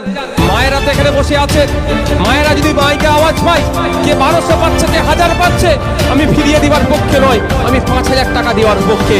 1000-1200 দিয়ে একটা সংসার চলে না, মায়েদের হাত খরচ হয় না। আমি 1000-5000 টাকা দেওয়ার পক্ষে, তবে কাজের মাধ্যমে কাজ বুঝে নেওয়ার পক্ষে। কিন্তু 1200-1000 টাকা নিচ্ছেন, ঠিক কথা, নেবেন, ছাড়বেন না। কিন্তু এই 1200-1000-এর পরিবর্তে আপনার ছেলের ভবিষ্যৎ নষ্ট করছে না তো? যে হাতে 1200 বা 1000 টাকা দিচ্ছে, ওই হাতেই আপনার ছেলের ভবিষ্যৎটাকে কিন্তু ধ্বংস করছে রাজ্য সরকার। তার প্রমাণ আজকে বাড়ি ফিরে যাবেন যে বাচ্চাগুলো আছে, এখানে বাজারের মানুষজন আছে যারা তৃণমূল করে, তাদের উদ্দেশ্য বলছি, যে সমস্ত গরিব মানুষরা তৃণমূলের ঝান্ডালে ছুটাছুটি করছে তাদের উদ্দেশ্য বলছি, বাড়ি ফিরে যান, গিয়ে ক্লাস 5-6 এর বাচ্চাটাকে, আপনার বাচ্চাটাকে ডাকুন, পেনটার খাতাটা ধরিয়ে দিন, বাবু তোর নাম, তোর বাপের নাম, তোর মায়ের নাম, কোন স্কুলে পড়িস, কোন ক্লাসে পড়িস, আর তোর ঠিকানাটা ইংলিশে লিখে দিত। বলবেন আজকে গিয়ে ট্রাই করে দেখে নেবেন, বুঝতে পারলে বলেন। আর 1200 টাকা আমার মায়ের হাতে ধরিয়ে দিচ্ছে, 1000 টাকা আমার মাকে ধরিয়ে দিচ্ছে, তাহলে বলবো ওই ছেলেটার ভবিষ্যৎ কি হবে? ধ্বংস হচ্ছে তো, ধ্বংস হচ্ছে তো। কিন্তু আমরা বলছি 1000-1200 থেকে বড় কথা, স্কুলগুলোতে শিক্ষক দিতে হবে। 300-400 বাচ্চা প্রাইমারি স্কুলে যাচ্ছে, মিড ডে মিল খাচ্ছে আর চলে আসছে, ওটা তো রন্ধনশালা বানিয়ে দিয়েছে, ও আর পাঠশালা আর রাখেনি ওটাকে। ক্ষতিটা কার ছেলের হচ্ছে বলুন তো? যে দিন আনে দিন খায় তার ছেলের হচ্ছে, যে সকালে নৌকাটা নিয়ে এই নদীতে মাছ ধরতে যাচ্ছে, কিছু মাছ উঠে আসছে, বিক্রি করে সংসার চলছে, তার ছেলের হচ্ছে। কার ছেলের ক্ষতি হচ্ছে? এই সকালে এই বাজারে যে ভ্যান নিয়ে আসে সবজি নিয়ে, এই একটু ভ্যানটা আপনার ভাড়া হয়, ওই টাকায় যার সংসার চলে, তার ছেলের ক্ষতি হচ্ছে। যেখানে উঠে সকালবেলা উঠে লঞ্চ পার করে ওপারে গিয়ে ট্রেন বাসে ধরে কলকাতায় গিয়ে 5-7 হাজার টাকার মাইনে চাকরি করছে, তার ছেলের ক্ষতিটা হচ্ছে। বড় নেতার ছেলের ক্ষতি হয়নি, বড় লোকের ছেলের ক্ষতি হচ্ছে না। কার ছেলের ক্ষতি হচ্ছে বলুন তো? যে ভোটের সময় প্রথম লাইনে দাঁড়ায় তার ছেলের ক্ষতি করছে, ওই তার ছেলের ক্ষতি হচ্ছে। যে নেতার জন্য মাথা ফাটায়, নিজের জীবন দিতে প্রস্তুত, জেল থাকতে প্রস্তুত, তাদের ছেলের ক্ষতি এই শাসক দল করে দিচ্ছে। এই প্রতিবাদটা করতে হবে তো। 1000-1200 টাকা তো দিয়ে দিচ্ছে আপনাদের কাছে, আমি না নিবার নেবেন না, আমি একবারও বলবো না, ওটা ছাড়বেন না, ওটা মমতা ব্যানার্জি ট্যাক্সাল থেকে দিচ্ছে না ভাই। আজকাল একটা কথা শুনি, বলে আমাদের সরকারের নিচ্ছ, আমাদেরকে ভোট দিচ্ছে না কেন? এখানে ওই প্রচলন আছে নাকি? হ্যাঁ, ওইটার একটু ওষুধ দেবো? হ্যাঁ, বলে না আমাদের সরকারের নিচ্ছ, লক্ষ্মীর ভান্ডার, রূপশ্রী, কন্যাশ্রী, হ্যান ত্যান, আমাদের সরকারের নিচ্ছ আর আমাদের বিরোধিতা করছো বলে জ্ঞান দেয় নাকি আপনাদের এখানে? তার ওষুধটা দিয়ে যাবো একটু ভাই, ওই জন্য তো আমার উপর রাগ, আমি ওষুধ দিয়ে দিই, একটু পয়েন্টে পয়েন্টে কথা বলি, ওদের জয়েন্টে জয়েন্টে ব্যথা লাগে, আমি কি করতে পারি ভাই? তাহলে কটা বাজে? অনেক টাইম বাজিয়ে কত বকবুকি করে গলাচ্ছে। আচ্ছা, আপনাদের এনার্জির অসলে বলবেন ছেলে দেবো, আমি তাড়াতাড়ি না, খুলতে হবে না, এটা খুলতে, এটা দিয়ে তো ওষুধটা দেবো, এর মধ্যেই তো ওষুধ আছে। তো আজকের পর থেকে যদি কোনো কেউ বলে যে আমাদের সরকারের নিচ্ছ আর আমাদের প্রতিবাদ, আমাদের সমালোচনা করছো, তার জবাবটা কি দেবেন আমি বলে যাচ্ছি ভাই। আপনাদের বলি, সরকারের নিজস্ব ট্যাক্সাল নয়, মমতা ব্যানার্জি নিজস্ব ট্যাক্সাল নয়, অভিষেক ব্যানার্জির নিজস্ব টাকা ছাপানোর মেশিন নাই। এই মমতা ব্যানার্জি যে কন্যাশ্রী যে টাকাটা দিচ্ছে বা 1000-1200 যে টাকাটা দিচ্ছে, মমতা ব্যানার্জির নিজের মাইনের টাকা কিন্তু দিচ্ছে না, বা অভিষেক ব্যানার্জি যে এমপি হিসাবে মাইনে পায় তার টাকা থেকেও দিচ্ছে না। টাকাটা কোথা থেকে আসছে আগে এটা জানতে হবে। দেখুন, আমরা দেশকে 2 রকম ভাবে ট্যাক্স দিই। একটা যাদের এবারে 4.5 না 5 লাখ টাকা করেছে, উঠতে 1 বছর যাদের টাকা থাকবে তারা ট্যাক্স দেয়। আর একটা, আমরা সকাল থেকে ঘুমানো পর্যন্ত যেগুলোই ব্যবহার করি, সেইগুলোই যেগুলোই কিনি, সবগুলোতে আমরা ট্যাক্স দিই। ওই ট্যাক্সের টাকাটা একটা সেন্ট্রালে চলে যায়, একটা স্টেটে থেকে যায়। সেন্ট্রালের কিছু প্রজেক্ট আবার টাকাটা ঘুরে আসে, স্টেটের প্রজেক্ট সরাসরি আমরা টাকাটা পাই। আমি উদাহরণ আপনাদের দিচ্ছি। আচ্ছা, আমরা ঘুম থেকে উঠে ব্রাশ নিই আর পেস্ট নিয়ে ব্রাশ করি, ওই ব্রাশটা যে আমরা কিনেছি ওখানে আমরা ট্যাক্স দিয়েছি। ওই টাকাটাই ঘুরে এসে লক্ষ্মীর ভান্ডারে ঢুকছে, ও টাকাটাই ঘুরে এসে কন্যাশ্রীতে ঢুকছে, ও টাকাটাই ঘুরে এসে রেশনের চালে আসছে, ওই টাকাটাই ঘুরে এসে যত কিছু সরকারি আছে সবটাতেই আসছে। ইভেন যে এই রাস্তাটা ঢালাই হয়েছে, এই ইট বিছিয়েছে সরকারি রাস্তা, তো এটা তো আপনার আমার ট্যাক্সের টাকা আছে। এই যে পানির বোতলটা দিচ্ছে, আমি প্রমাণ দিয়ে দিচ্ছি, এটা দাম কত ভাই? 10 টাকা। এটা কিভাবে আমরা জানলাম 10 টাকা? এমআরপি, ম্যাক্সিমাম রিটেল প্রাইস, এর উপরে যদি কেউ বিক্রি করে সেটা দণ্ডনীয় অপরাধ, এর নিচে কেউ বিক্রি করতে পারে। সর্বোচ্চ এটা 10 টাকা দাম। কিন্তু 10 টাকা দেখি তার পাশে একটা ছোট্ট করে লেখা আছে, হয়তো আমরা এতদিন কেউ নজর দিইনি। কি লেখা আছে? Inclusive of all taxes. MRP লেখা আছে, ম্যাক্সিমাম রিটেল প্রাইস, তার পাশে দেখবেন ছোট্ট করে লেখা থাকে ওটা ইনক্লুসিভ অফ অল ট্যাক্সেস, সমস্ত ধরনের ট্যাক্স দিয়ে এটা 10 টাকা। এই সমস্ত ধরনের ট্যাক্সটা কোথায় আসছে ঘুরে? কোথায়? লক্ষ্মীর ভান্ডার, রূপশ্রী, কন্যাশ্রী সবেতে আসছে, সাইকেল টাইকেল দিচ্ছে। বরঞ্চ যদি আজকের পর থেকে কেউ আপনাদের বলে যে আমাদের সরকারের নিচ্ছ, আমাদের সরকারকে ভোট দিচ্ছ না, তখন এটা তো বলতে পারবেন তোদের মন্ত্রী বালু চুরি করার অপরাধে জেলে গিয়েছিল, খেয়াল আছে? এখনো একটা মন্ত্রী জেলে আছে, যদি এখন তিনি মন্ত্রী পদে নাই, কারণ প্রাক্তন মন্ত্রী হয়ে গেছে, এডুকেশন মিনিস্টার, জেলে আছে তো। ওই মন্ত্রীরা যে গাড়ি চড়ে ঘরে দেখবেন গভর্নমেন্ট অফ ওয়েস্ট বেঙ্গল লেখা থেকে লাল লাইট, ওই গাড়িটা আপনাদের ট্যাক্সের টাকাতে চড়ছে, এটা বলে দেবেন। বলবেন বেশি জ্ঞান দেওয়া বন্ধ কর, যদি আজকের পর থেকে কথা বলিস গণতান্ত্রিক প্রক্রিয়ায় তোদের মন্ত্রীর গাড়িগুলো আমরা আগামী দিনে কেড়ে নেব। বলতে পারবেন তো নাকি? তাতেও যদি না ক্ষান্ত হয়, কি বলবেন? একটু উঁচুর দিকে যেতে হবে। আমি বেশি উঁচুতে যাওয়ার পক্ষে নাই, কিন্তু যেতে হবে। পাবলিককে অপমান করবে আমার সহ্য হয় না। বলবেন আপনাদের এলাকায় মহল্লাতে অনেক মানুষের ভিক্ষা করে, এদিকে রাজ্য সরকার বলছে সব দিয়ে দিচ্ছি, তাহলে ভিক্ষা কেন ব্যান করছে না? যে ভিক্ষা করলে তাকে গ্রেফতার করা হোক। আমি ভিক্ষা ব্যানের পক্ষে, ভিক্ষা ব্যান করা হোক, তার রুজিরুটির ব্যবস্থা করে দেওয়া হোক। যাক, সেটা অনেক বিতর্ক আছে, অনেক চর্চা করতে হবে। যাক, ছোট্ট করে বলি যে ভিক্ষা করে, সেই ভিক্ষা করার যিনি করেন, যে মা যে বাপ, সেও কিন্তু ট্যাক্স দেয়, সেও ট্যাক্স দেয়। ভাববেন না শুধু আদানি আম্বানিরা ট্যাক্স দিচ্ছে। আর সৌরভ গাঙ্গুলি দাদা এই স্পেনে গিয়ে শিল্প করছে, এটা ভাববেন না। আপনি আমিও কিন্তু 1 টাকা হলেও দিনের ট্যাক্স দিই। তো এর ওই কথা শুনে যদি আপনারা ওই তৃণমূলের দাদারা সমালোচনা না বন্ধ করে বলবেন এই বেশি বকিস না, চুপ কর। 14 তলার ওপরে দিদিমণি যে ঘরটাই বসে, চিল এসির জন্য যে এসিটা লাগানো হয়েছে, সেটাও আমার পাড়ার যিনি ভিক্ষা করে খায় তারও ট্যাক্সের টাকা। এটা মাথায় রাখবি, ফুটানি মারাস নি, বেশি ফুটানি করিস না। বলতে পারবেন তো? যদি কেস হয়ে যায় আপনাদের নামে, হলে বলবেন নওশাদ সিদ্দিকী বলেছে, সব দোষ নওশাদ সিদ্দিকীর। আমাদের 18টা মামলা হয়েছে, আরো 4টে ধানে খাবো, ঠিক আছে? বলবেন, মুখ খুলে বলবেন। কেউ রাজার প্রজা নয়, আমরা সবাই রাজা, এই রাজার দেশ, এটা মাথায় রাখবেন। আমাদের ইচ্ছা হয়েছিল, অর্থাৎ আপনাদের ইচ্ছা হয়েছেন, 5 বছর দায়িত্ব দিয়েছেন মমতা ব্যানার্জি দলকে, ইচ্ছা হবে না সরিয়ে দেবেন, XYZকে দায়িত্ব দিতে পারবেন। এত বড় ক্ষমতা সংবিধান আপনাদের হাতে দিয়েছে, কিন্তু দুর্ভাগ্য সেটাকে আপনারা ঠিকঠাক কন্ট্রোল করতে পারছেন না, ঠিকঠাক জায়গায় খুঁটিটা সাজাতে পারছেন না। ফলে কি হচ্ছে?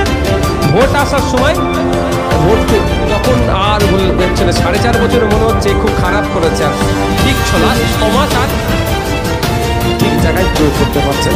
ভাই এই কটা বিষয় নিয়ে একটু বলি, নাহলে বলবেন ভাইজান 1 পয়েন্ট ছিল অন্য পয়েন্টে। ওয়াকফ সংশোধনী আইন 2025-এর বাতিলের প্রতিবাদে আমাদের আজকের এই প্রতিবাদ সভাটা একটা অংশ, এটা আপনাদের জানতে হবে। বাজার বিভিন্ন ধর্মের মানুষ আছে, আরো ভালো হবে মানুষের কনসেপ্ট ক্লিয়ার করার জন্য। প্রথমেই বলে রাখি, এই ওয়াকফ আইনটা হিন্দু মুসলমানের লড়াই নয়। এই ওয়াকফ আইনটা যে বাতিলটা কোনো হিন্দু মুসলমানের লড়াই নয়, লড়াইটা বিজেপির নিয়ে আসা অসাংবিধানিক আইনের বিরুদ্ধে লড়াইতে চলছে। যদি এটা হিন্দু মুসলমানের লড়াই হতো, পার্লামেন্টে যে সমস্ত এমপিরা এই আইনের বিরোধিতা করেছে, তার মধ্যে 95% কিন্তু অমুসলিম এমপি। শুধু তাই নয়, আমার সুপ্রিম কোর্টে মামলা করা আছে এই আইনের বিরুদ্ধে। আমার হয়ে 7 জন উকিল লড়াই করছেন আইনি লড়াই, 4 জন কিন্তু নন মুসলিম। যদি হিন্দু মুসলমানের এই সমস্যা হতো, তাহলে আমার পক্ষ কেন নিত তারা? এই চিন্তাটা আমাদের মাথায় ঢুকিয়ে দিয়েছে। তার আগে একটু আসা যাক, আমার কিছু সংখ্যাগরিষ্ঠ সমাজের মানুষকে ভুল বুঝানো হচ্ছে, বলা হচ্ছে ওয়াকফ বোর্ড নাকি যেখানেই দাঁড়াবে সেটা ওয়াকফ বোর্ডের হয়ে যাবে। তোমার বাড়ি তুলসী তলাটা আছে, ওই তুলসী তলাতে এসে ওয়াকফ বোর্ড যদি বলে এটা ওয়াকফের, তো ওয়াকফ বোর্ডের হয়ে যাবে। স্বাভাবিকভাবে আমার হিন্দু বলে ভয় লাগছে। তোমাদের পাড়ার যে মন্দিরটা আছে ওয়াকফ বোর্ড যদি বলে এই মন্দিরটা ওয়াকফ বোর্ডের, বলছে ওয়াকফ বোর্ডের হয়ে যাবে। তোমার যে বাড়িটা আছে ওয়াকফ বোর্ড যদি বলে ওয়াকফ বোর্ডের, সেটাও তোমার হয়ে যাবে। এই বলে ভড়কে দিচ্ছে। আচ্ছা, ভারতবর্ষে এই ধরনের কোনো আইন আছে? আছে কোনো যেটা বলবে হয়ে যাবে? শুধু তাই নয়, দেশের প্রধানমন্ত্রী যদি বলে আপনার জায়গার উপর দিয়ে রেল নিয়ে যাব, প্রধানমন্ত্রীর ক্ষমতা নাই, সে রেল নিয়ে যাবে যতক্ষণ না আপনি কনসার্ন দেন। সেটাও রাজ্য সরকারকে বলতে হবে, রাজ্য সরকার রেটিফিকেশন করবে, তারপরে জমিটা নিয়ে কেন্দ্রীয় রেলওয়ে ডিপার্টমেন্টকে দেবে। এত সিস্টেম, কিন্তু এটা সম্পূর্ণ মিথ্যাচার করা হচ্ছে। তাহলে আমি একটা উদাহরণ দিলে আপনারা সহজে বুঝতে পারবেন কিভাবে ওয়াকফ বোর্ডের মিথ্যাচার করা হচ্ছে। এই মুহূর্তে পশ্চিমবাংলার প্রায় ৭৫,০০০ বিঘা ওয়াকফ সম্পত্তির বিহাত হয়ে আছে। ওয়াকফ বোর্ড মিথ্যাচার করা হচ্ছে, এত পাওয়ারফুল, যার এইখানে নাকি দাঁড়ালে এটা ওয়াকফ বোর্ডের হয়ে যাবে। আমি ওয়াকফ বোর্ড নিজেকে দিয়ে বলছি, আমি এত ক্ষমতাশীল, আমি যদি এখানে দাঁড়াই এটা আমার হয়ে যাবে, ভালো কথা। কিন্তু আমার অলরেডি ৭৫,০০০ বিঘা সম্পত্তি পশ্চিমবাংলার বিভিন্ন জায়গায় আমি উদ্ধার করতে পারছি না। তার জন্য আমি ওয়াকফ ট্রাইব্যুনালে যাচ্ছি, হাইকোর্টে যাচ্ছি, সুপ্রিম কোর্টে যাচ্ছি, গিয়ে কান্নাকাটি করছি যে মাই লর্ড তুমি অর্ডার করে দাও আমার ওয়াকফ সম্পত্তি যাতে আমি উদ্ধার করতে পারি।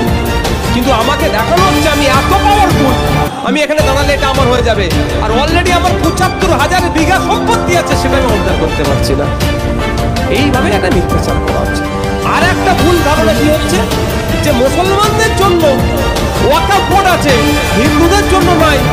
এটা ধর্মনিরপেক্ষ রাষ্ট্রের বিরুদ্ধে হয়ে গেল না? সত্যি শুনতে কিন্তু খারাপ লাগবে, কিন্তু এই ধরনের কিছু আছে, জানতে হবে আমাদেরকে। আমাদের দক্ষিণ ২৪ পরগনাতে না, দক্ষিণ ২৪ পরগনায় অন্যতম একটা বিখ্যাত মন্দির কোথায়?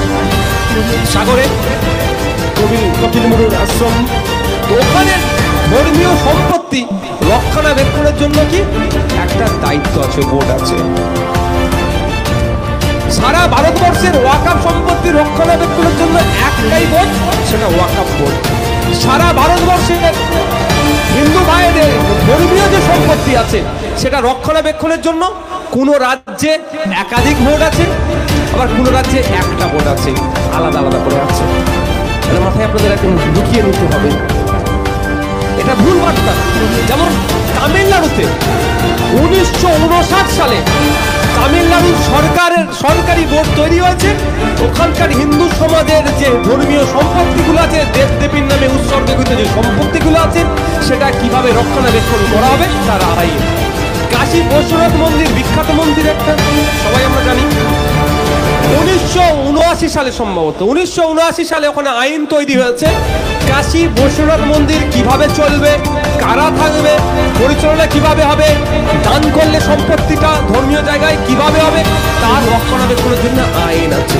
আর লেটেস্ট যেটা হচ্ছে সেটা কোথায়, যেটা খুব এখন চর্চা, কোন জায়গায়? এই তো না, আপনার পুরীর জগন্নাথ মন্দির। আমি কিন্তু এই পুরীর আদলে যেটা তৈরি করেছে চরম আমি বিরুদ্ধে। আশা করেন যে মন্দির করেছে বলে বিরুদ্ধে না। প্রথম কথা, সরকার মসজিদ করার দায়িত্ব সরকারের নয়। দেখুন, ৪টে ধামের মধ্যে একটা বিখ্যাত ধাম জগন্নাথ ধাম। আমি ভুল বললে এখানে হিন্দু সমাজের মানুষ আছে, আমার ঠিক করে দেবেন, পরের বক্তব্যটা সঠিকটা বলবো। তো ৪টে বিখ্যাত ধাম ভারতবর্ষে আছে, যেখানকার ভারতবর্ষের হিন্দু ধর্মের মানুষের বিশ্বাসের আস্থার জায়গা, ওখানে বিভিন্ন সময় তারা তীর্থে যায়। তার আদলে কোথা করলা হলো দীঘাতে। যদি মমতা ব্যানার্জির মন্দির করারই শখ ছিল, ওটার নকলে কেন করলো? এবার আপনি এখানে যারা মুসলিম সমাজের মানুষ আছে, আমি উদাহরণের জন্য সহজে বুঝিয়ে দিলে সহজে বুঝতে পারবেন। এখন হজে যাওয়ার খরচ প্রায় ৪ লাখ টাকা। মমতা ব্যানার্জি কালকে যদি বলে গোসাবার এই মৎস্যজীবীদের অত টাকা হয়েও দিবে না, আমি এটা কলকাতাতে কাবা শরীফ বানিয়ে দিচ্ছি, মেনে নেবেন আপনারা? মুসলমান ভাইরা আগে বলুন, মেনে নেওয়া যাবে? কারণ মক্কা শরীফের কাবা শরীফের যে গুরুত্ব, তুমি কলকাতায় সেটা বানিয়ে ওই কাবা শরীফের গুরুত্বটাকে কমালো না। তো মমতা ব্যানার্জি নিজেকে বড় হিন্দু দাবি করলো, আমি এক্ষেত্রে একজন ধর্মগুরু ধার্মিক পরিবার থেকে বিলং করছি বলেই আমার এটা ধারণা আরো বেশি যে পুরীর জগন্নাথ মন্দিরের যে গুরুত্ব, এখানে এটা বানিয়ে সেটাকে খর্ব করার চেষ্টা করছে। এর বিরুদ্ধে আমাদের সকলকে হিন্দু মুসলমান নির্বিশেষে প্রতিবাদ করতে হবে যে আপনি পুরীর মন্দিরের গুরুত্বটা কমানোর চেষ্টা করছেন, কারণ এটা 4টে ধামের মধ্যে একটা বিখ্যাত ধাম। এর আমরা কিন্তু ওই জন্যই বিরুদ্ধে। এইগুলো বলি ভাই আমার উপরে দোষ হয়েছে, আমি কি বলা বন্ধ করে দেবো নাকি? ভাই আমি আপনাদের জন্য বলতে গিয়ে জেল খেটেছি, আর আপনার আমার বাড়ির নিয়ে তিলোত্তমা, আপনার আমার হয়ে কথা বলতে গিয়ে ওকে খুন হতে হয়েছে। আজকে ব্যানারে তো ছিল তো নাকি, ওই ব্যানারে লিখেছিল তো নাকি? এখানে জায়গা কমের জন্য লিখুনি মনে হয়। আমাকে কেন জেলে দিয়েছিল ভাই? আমার কি, আমার অপরাধটা কি ছিল বলো? আমি চুরি করেছি নাকি, না চাকরি বিক্রি করেছি, না তোলা তুলেছি? বলতে পারবে কেউ? না সার্টিফিকেট দিয়ে 1000 টাকা চেয়েছি, এখন তো সার্টিফিকেট দিলে 1500 টাকা দিতে হয়, তো আমি করিনি। আমার অপরাধটা কি? আমার অপরাধটা এটাই যে গোসাবাদ যে মানুষজন আছে এখানকার, যারা মৎস্যজীবী আছে, এদের দুরবস্থার কথা আমি বারবার নিয়ে সোচ্চার হয়েছি, বারবার এটা বলেছি। সমুদ্র সাথী প্রকল্প বলে একটা প্রকল্প করেছিল গত অর্থবর্ষে, প্রায় 200 কোটি টাকা বরাদ্দ ছিল সমুদ্র সাথী প্রকল্প। যে 2 মাস তো আপনাদের সমুদ্রে মাছ ধরতে যেতে পারি না, 2 মাস খুব ওই সময় উত্তাল থাকে। সেই সময় মৎস্যজীবী পরিবারগুলোকে হয় সম্ভবত 5,000 টাকা, না হলে 10,000 টাকা করে 2 মাস দেওয়া হবে। ওই জন্য 200 কোটি টাকার একটা প্রকল্প আমাদের রাজ্যে নিয়েছিল। দারুণ প্রকল্প এটা আমি মনে করি। কিন্তু তারপরে যখন আমরা কোশ্চেন করছি, 1 বছর হয়ে গেল, কোশ্চেন ভাই করবো আমরা বিরোধী, জানতে হবে না? আমরা খোঁচা তো দেবোই ভাই, যে কতজন সমুদ্র সাথী প্রকল্পের ফ্যাসিলিটি পেয়েছে, ওই প্রকল্পের মাধ্যমে উপকৃত হয়েছে 2 মাস করে 5,000, ঠিক এক্সাক্ট ফিগারটা আমার মনে আসছে না, 5,000 বা 10,000 টাকা করে 2 মাস করে পেয়েছে। সেই মৎস্যজীবীদের লিস্ট দিন। তখন মাথা চুলকে মন্ত্রী বলছে এখন ওটা আমাদের কাছে নাই, মানে ওটা হারামে চলে গেছে। বুঝতে পারছেন না? আপনাদের এখানে যে মৎস্যজীবীরা সমুদ্রে গিয়ে মাছ ধরে বা নদীতে গিয়ে মাছ ধরে, যে 2 মাস মাছ ধরা বন্ধ থাকে, সেই জন্য আপনারা আর্থিকভাবে দুর্বল, মাছ গেলে ওই 2 মাসের জন্য আপনাদের প্রকল্প করা হয়েছিল, ওটা হয়নি। এইটাই আমার অপরাধ। নওশাদ কেন বলবে? ওই জন্য আমাকে কি করেছে? জেলে রেখেছিল। আমাদের বাড়ির মেয়ে তিলোত্তমার দোষ কি ছিল জানেন? আপনারা যারা ট্রিটমেন্ট করতে যেতেন এতেন আমরা আর্জি করে, ওখানে ডুপ্লিকেট ঔষধ দিত। শুধু ডুপ্লিকেট ঔষধ নয়, ফেক সেলাইন দিত, মানে ডুপ্লিকেট সেলাইন দিত। শুধু তাই নয়, ওখানের মর্গেতে যে সমস্ত মহিলারা থাকতো, ওই মহিলাদের সাথে, ওই মহিলাদের অনেকের সাথে ওইখানকে সন্দীপ ঘোষ আর ওর যে গ্যাংগুলো আছে, ওরা সবাই মিলে ওদের মধ্যে থেকে ওই মহিলাদের সাথে নোংরামি করে ভিডিও তৈরি করে মুখ চেঞ্জ করে বিদেশের মার্কেটে বিক্রি করতো। বুঝতে পেরেছেন? এরা এত বড় অসভ্য। আর আপনার আমার বাড়ির মেয়ে তিলোত্তমা তা জানতে পেরে গিয়েছিল, ওর প্রতিবাদ করেছিল, ওই জন্য ওকে খুন করেছে। শুধু তাই নয়, আপনার আমার বাড়ির মেয়েরা যখন ওটি রুমে যায়, অপারেশন রুমে যায়, সেই সময় ওদেরকে অজ্ঞান করে এদের সাথে নোংরামি করতো, করে মচ্ছব করতো। এটা ওই আমার তিলোত্তমা, আমার বোন, আমার মেয়ে, আমার কন্যা, আমার দিদি জানতে পেরে গিয়েছিল, এটা প্রতিবাদ করেছিল। এটাই ওর অপরাধ। ওকে খুন করে, ধর্ষণ করে তাকে পৃথিবী থেকে বিদায় দিয়ে দিল। আমরা এত বড় নির্লজ্জ, তার হয়ে আমরা কথা বলতে সাহস পাচ্ছি না। কার তোর অপরাধটা কি ছিল? আপনাদের জন্য, আমার জন্য মানুষের হয়ে কথা বলবে কেন? এই অপরাধটা ছিল। আর এটা শুভেন্দু বাবু যখন গল্প দিচ্ছে হিন্দু ভাই ভাই, আমি শুভেন্দু বাবুকে বলছি 2টো কাজ আগে করুন, 2টো কাজ করুন, তাহলে আপনার ডায়লগটা বাস্তবিক হবে। প্রথম কথা, আপনার যে পেট্রোল পাম্প আছে, বলছিলেন না পেট্রোল পাম্প আছে না, ওই পেট্রোল পাম্পের সামনে লিখে দিন হিন্দু ভাই ভাই, মুসলমান খদ্দের তেল বিক্রি না। তাহলে বুঝতে পারবো গরিব হিন্দুকে তুমি তার কাছে গিয়ে ফুসফুস করছো, হিন্দু ভাই ভাই স্লোগান দিয়াচ্ছ, আর তোমার পেট্রোল পাম্পে মুসলমানরা তেল কিনতে এখানে বিক্রি করছো ভাই। প্রশ্ন করবেন না? প্রশ্ন তো করতে হবে। আর দ্বিতীয় হচ্ছে, আমার তিলোত্তমাকে যারা খুন করলো, আমার বোনকে, আমার দিদিকে, সব কটাকে ধরে জেলে ভরার ব্যবস্থা করো, কারণ সিবিআইয়ের হাতে আছে। সিবিআই বলছেন যে ওই দিন রাত্রে ওই যে করিডোরটা ছিল, প্রায় 54 থেকে 55 জন যাতায়াত করেছিল যেদিনকে আমাদের তিলোত্তমাকে খুন করে, কিন্তু সিবিআই চিনতে পারছে না ওরা কারা। হতে পারে দিল্লি থেকে এসেছে, নাও চিনতে পারে, হতে পারে না, কিন্তু চিনার পদ্ধতি তো আছে, চিনতে নাও পারতে পারে ভাই। ওই জন্য বলছে আমি চিনতে পারছি না ওরা কারা। তাহলে সিসিটিভি ফুটেজটা পাবলিক করা দরকার ছিল, সিবিআই ওয়েবসাইটে, সিবিআই সোশ্যাল সাইটে এবং মিডিয়ার হাতে তুলে দেওয়া দরকার ছিল। এই যে এই 54-55 জন যে মুখগুলো আছে সেগুলো মার্ক করে এরা কারা, এদের যদি খবর পান আমার পাবলিকের কাছে বার্তা দিয়ে দিও যে এই ফোন নম্বরে যোগাযোগ করবে। তাহলে আমার পাড়ার যদি ওই 54-55 জনের মধ্যে কোনো কুলঙ্গার থেকে থাকে, আমাদের বাড়ির মেয়েটাকে খুন করলো, আমি তো তাহলে সিবিআইকে তথ্যটা দিয়ে দিতে পারতাম। তাহলে 54-55 জন কোথাও মুখ লুকোতে পারতো, কিন্তু ওই 54-55 জন কারা? ওরা তৃণমূলের দলের নেতাদের দামাল ছেলে মেয়ে। শুধু ছেলে নয়, ওখানে মেয়েও ছিল, আমি এটাও বলছি, ওখানে মেয়েরাও ছিল। যখন এই মেয়েটিকে হত্যা করা হয় শুধু ছেলে নয়, মেয়েরাও ছিল। একটা মেয়েকে হত্যা করছে, ওখানে মেয়েরাও দাঁড়িয়েছিল। ওই কুলাঙ্গার গুলো তৃণমূলের নেতাদের সাঙ্গপাঙ্গ, আমি এটাও বলছি। তারপরের দিনে বিদেশের কলকাতা এয়ারপোর্ট থেকে বিদেশগামী ফ্লাইটে অনেক নেতার ছেলেও পালিয়েছে, আমি এটাও বলে রাখছি। যদি সঠিক তদন্ত হয় তাহলে ওদেরকে বিদেশ থেকে আবার ফিরিয়ে নিয়ে আসবে, কিন্তু তদন্তটা করবে কি? সিবিআই। সিবিআইকে কে চালাচ্ছে? অমিত শাহ চালাচ্ছে। আর মোদীজি দাঁড়িয়ে আমাদের রাজ্যের বিরোধী দলনেতা শুভেন্দু অধিকারী তো ওই দলের লোক। এই দুটো আগে করে দিক, তাহলে সত্যিকারের বিশ্বাস করবো হিন্দু হিন্দু ভাই ভাই তোমার স্লোগানটা অন্তত কিছুটা হলো বাস্তবিক রূপ নিচ্ছে। ভোট মিটে গেলে হিন্দু হিন্দু ভাই ভাই তারপরে বলতে হবে না ভাই। ধন্যবাদ। এটা হচ্ছে আমার অপরাধ, আমি মানুষকে বাস্তবটা তুলে বলার চেষ্টা করি, এটা আমার অপরাধ হয়ে যায়। এই জন্য বিভিন্ন স্তরে বিভিন্ন জায়গাতে আমাকে সমালোচনার শিকার হতে হয়। এখন আর 5-7 মিনিট বলবো না, আমাকে বলি হ্যাঁ, আর 5 থেকে 7 মিনিট বলবো ভাই, বলে আমি বিদায় নেবো। তো ওয়াকফটা আসি। তো দুটো বিষয় আগে ক্লিয়ার হলো, যে বলা হচ্ছে প্রথম কথা যে ওয়াকফ বোর্ড যেখানে দাঁড়ালে সেটা নাকি ওয়াকফের হয়ে যায়, এটা সম্পূর্ণ অসত্য কথা। আর দ্বিতীয় কথা, মুসলমানদের জন্য ওয়াকফ বোর্ড আছে আর হিন্দুত্বের জন্য নাই, এটা অসত্য কথা।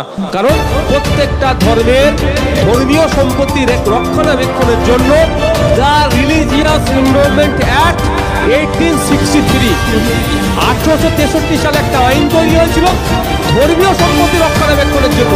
পরে সেটা ভেঙে ভেঙে ভেঙে পার্সি ভাইদের ধর্মীয় সম্পত্তি রক্ষার জন্য আলাদা আইন আছে, খ্রিস্টান ভাইদের ধর্মীয় সম্পত্তি রক্ষার জন্য আলাদা আইন আছে, মুসলমান ভাইদের ধর্মীয় সম্পত্তি রক্ষণাবেক্ষণের জন্য আলাদা আইন আছে, হিন্দু ভাইদের ধর্মীয় সম্পত্তি রক্ষণাবেক্ষণের জন্য আলাদা আইন আছে। সব আইন আলাদা আলাদা করে আছে। তাহলে এখন আমরা এই মোদিজির নিয়ে আসা নতুন আইনের বিরোধিতা কেন করছি? দুটো পয়েন্ট আমি আপনাদের বলে বিদায় দেবো। প্রথম পয়েন্ট, এই নতুন আইনে বলা হচ্ছে 5 বছর প্র্যাকটিসিং ইসলামে থাকতে হবে, তাহলে আপনি নতুন করে ওয়াকফ করতে পারেন। ওয়াকফ ভাই শুধু ওয়াকফে লিল্লাহ নয়, ওয়াকফে আওলাদ হয়। আমরা কি জানি শুধু মাদ্রাসা মসজিদের সম্পত্তি দিলেই নাকি ওয়াকফ হয়ে যায়, এটা নয়। আমি আমার ছেলের নামে ওয়াকফ করে যেতে পারি। ওয়ান্স ওয়াকফ অলওয়েজ ওয়াকফ। কিভাবে ছেলের নামে ওয়াকফ হয় সেটা আপনাদেরকে জানা দরকার। ধরুন এই দোকানটা আমি কিনলাম, আমার অবর্তমানে আমার ছেলে ভোগ করবে, কিন্তু আমার অবর্তমানে আমার ছেলেটা বিক্রি করে দিতে পারে, তাহলে আমার পোতা এটা থেকে আর উপকৃত হবে না। কিন্তু আমি যদি অফ করে দিই, ছেলের নামে অফ করলাম, তাহলে আমার পোতা তার পোতা তার ছেলে তার ছেলে তার ছেলে এটা ভোগ করতেই থাকবে। জীবনে এই দোকানটা বিক্রি করতে পারবে না, খুব বেশি হলে ভাড়া দিতে পারবে। ভাড়া উঠবে, আমি খেলাম, সরি আমার ছেলে খেলো, এর থেকে ভাড়া উঠলে আমার পোতা খেলো, তার থেকে ভাড়া উঠলে তার ছেলে খেলো, এইভাবে থাকতে হবে। এইভাবে অফ করা হয়, দু টাইপের অফ হয়, অফে লিল্লাহ, অফে আওলাদ। এখন নতুন আইনে বলা হচ্ছে 5 বছর আপনি প্র্যাকটিসিং ইসলামে থাকবেন, তাহলেই আপনি অফ করতে পারবেন। এবার কে প্র্যাকটিসিং ইসলাম, কে নন প্র্যাকটিসিং ইসলামে আছে এটা বলবে কে? মোদিজির নতুন নিয়ে আসা আইনে বলা নেই যে ডেফিনেশনটা কি প্র্যাকটিসিং ইসলামে। আচ্ছা আমি যদি বলি বা কোনো ব্যক্তি যদি বলে গিয়ে যে আমি অফ করতে চাই, অফ করতে চাই, অফিসার তার মুখের দিকে তাকিয়ে যদি বলে তুমি ঠিকঠাক নামাজ পড়ো না, তোমার কপালে দাগ নেই কেন? নামাজ অনেকজন ৫ ওয়াক্ত নামাজ পড়লে অনেকের কপালে দাগ হয়, অনেকের কপালে দাগ হয় না। তাহলে অফিসার যদি বলে তুমি ঠিক করে নামাজ পড়োনি, তুমি কি করে অফ করবে? যাও বাড়ি চলে যাও, কি করবে সে? বলে দেয়নি যে জুব্বা গাঁটু এত অবধি পড়তে হবে, দাঁড়ি এত বড় রাখতে হবে, সবসময় তসবিহ নিয়ে হাতে ঘুরতে হবে, তাহলে প্র্যাকটিসিং ইসলাম, সেটা বলেনি। এবার আসা যাক, এর আগে বাড়ি গেল, বাড়ি গিয়ে কপাল ছিঁড়ে ছাড়ে কপালে দাগ করে নিয়ে আমার অফিসারের কাছে পরের সপ্তাহে গেছে, গিয়ে বললো স্যার দেখুন আমি নামাজ পড়ি, আমার কপালে দাগ। অফিসার যদি বলে এই বছরে তুমি ভাই 29টা রোজা হয়েছে, তুমি 25টা রেখেছো, 4টে ছেড়ে দিয়েছো, তুমি ঠিক মুসলমান নয়, চলো ঘরে যাও, তুমি অফ করতে পারবে না, কি করবে? পৃথিবীতে কোনো মেশিন আছে গায়ে লাগিয়ে বলতে পারবে কটা রোজা রেখেছে? বলতে পারবে? তাহলে কি ও অফ করার রাস্তা বন্ধ হয়ে গেল? কেন এবার বিরোধিতা করছি? সুবুদ্ধি সম্পন্ন মানুষের কাছে আমার এখানে বার্তা এটা। এবার আসা যাক সংবিধানের 14 নম্বর 15 নম্বর আর্টিকেল বলছে রাইট টু ইকুয়ালিটি। জাত, ধর্ম, বর্ণ, লিঙ্গ দেখে কার জন্মস্থান দেখে আলাদাভাবে বিচার করা যাবে না। আমার কোনো হিন্দু ভাইয়ের যদি আপনার দক্ষিণেশ্বর মন্দির, সাগরের মন্দির বা যে কোনো মন্দিরে সম্পত্তি দেওয়ার ইচ্ছা গেল, তাই না? প্রচুর তাই। তৃণমূলের আমলে যেমন ওয়াকাফ সম্পত্তি লুট হয়েছে, তৃণমূলের আমলে দেবত্ব সম্পত্তি লুট করে নিয়েছে। সময় আসবে আমরা যদি কোনোদিন সুযোগ দেন, সেই সমস্ত সম্পত্তি উদ্ধার করে দেবদেবীর নামে ফিরিয়ে দেওয়া হবে, মাদ্রাসা মসজিদের নামে আবার পুনরায় ফিরিয়ে দেওয়া হবে। যারা লুট করেছে তাদের একটাও ছাড় পাবে না। তো আমার হিন্দু ভাইরা দেবদেবীর নামে অনেক সম্পত্তি উৎসর্গ করে, শ্মশানের নামে দেয়, বিভিন্নভাবে দেয়। তো ওখানে তাহলে আমার প্রশ্ন এখানে, যদি কোনো হিন্দু ভাই, কোনো খ্রিস্টান ভাই, কোনো শিখ ভাই, কোনো পার্সি ভাই যদি আপনার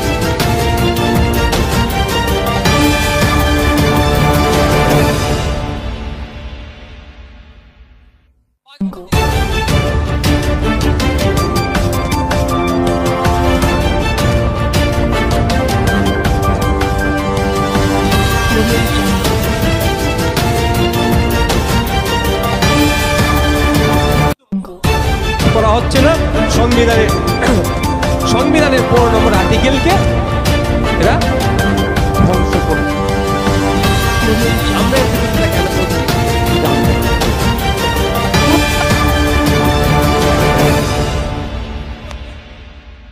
বছর পর্যন্ত তার জেল হতে পারে। নতুন আইনে মোদী ভালো করছে বলছে মুসলমানদের। মোদী আর মমতা অর্থাৎ দিদি আর দাদা গরিব নাগরিকের ভালো করবে আমি জীবনেও বিশ্বাস করি না। মোদীজি বলছে গরিব মুসলমানের উপকার করব, ভালো কথা।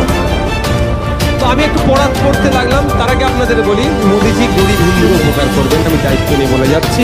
মোদীজি ওই হিন্দুর উপকার করবেন, ওই মানুষের উপকার করবে যার মাথায় তেল আছে তার মাথায় তেল দেবে। কারণ অফার করছে, বাসন্তীর এখানে ঠেলাওয়ালাকে অফার করছে, আমাকে অফার করছে, আপনাকে অফার করছে। এয়ারপোর্টটা বেসরকারিকরণ হবে, এয়ারপোর্টকে লিজে নেবে।